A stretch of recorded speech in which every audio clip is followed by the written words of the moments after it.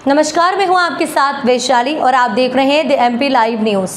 Bharatiya Janata party Narendra Modi की अगुवाई में 2 बार केंद्र में सरकार बना चुकी है और तीसरी बार भी सत्ता में आने की जुगत में लगी हुई है। माना जा रहा है कि जनता के बीच मोदी का मैजिक अभी भी कायम है, लेकिन फिर भी इस साल विधानसभा चुनावों के जो नतीजे आए हैं वो यही बताते हैं।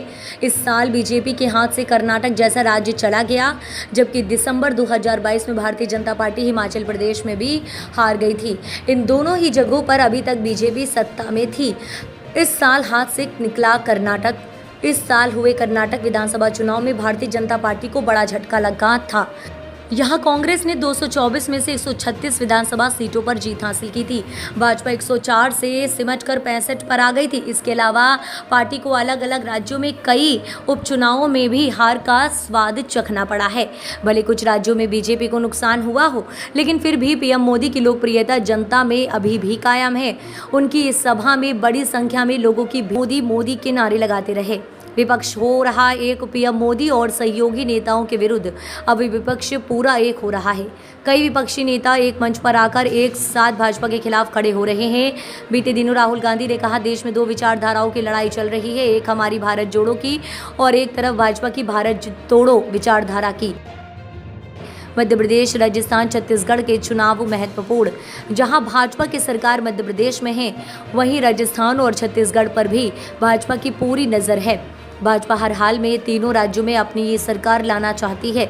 मध्य प्रदेश में कमलनाथ सरकार गिरने के बाद सीएम शिवराज के नेतृत्व में भाजपा सरकार चल रही है।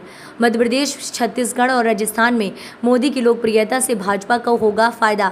आने वाले इन राज्यों में चुनाव को लेकर चुनावी हलचल तेज है, लेकिन क्या मोदी मैजिक का असर इन राज्यों में देखने को मिलेगा? पीएम मोदी के दौरे भी किए, मध्य प्रदेश में सभा भी है।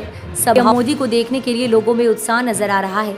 वैश्विक स्तर पर भी मोदी की लोकप्रियता केवल भारत में ही नहीं, बल्कि भारत के अलावा दूसरे देशों में भी अंतर्राष्ट्रीय संबंध भारत के मजबूत हुए और भारत के प्रधानमंत्री नरेंद्र मोदी की इसमें महत्वपूर्ण भूमिका है। पीएम मोदी ने अन्य देशों के साथ मित्रपूर्ण संबंधों को बढ़ाया है। अन्य देशों के लोगों को भारत ने निमंत्रण दिया है। कई देशों के प्रतिनिधियों ने भारत का दौरा किया है। पीएम मोदी ने कई अन्य देशों का दौरा किया है। भारत में ऐसा आयोजन भी हुए हैं जिनमें कई देशों के प्रतिनिधि मंडल शामिल हुए थे। भारत की इस विदेश नीति के कारण दूसरे देशों के साथ व्यापार, रक्षा, सुरक्षा, विश्व शांति जैसे कई विषयों पर भारत विश्व स्तर पर आगे बढ़ रहा है। भारत की अध्यक्षता में G20 का नई दिल्ली में 9 और 10 सितंबर को सफल आयोजन हुआ। इस समिट में America, Britain, France, Canada, Italy, Saudi Arab, Argentina समेत दुनिया के तमाम शक्तिशाली देशों के राष्ट्रीय अध्यक्ष शामिल हुए थे।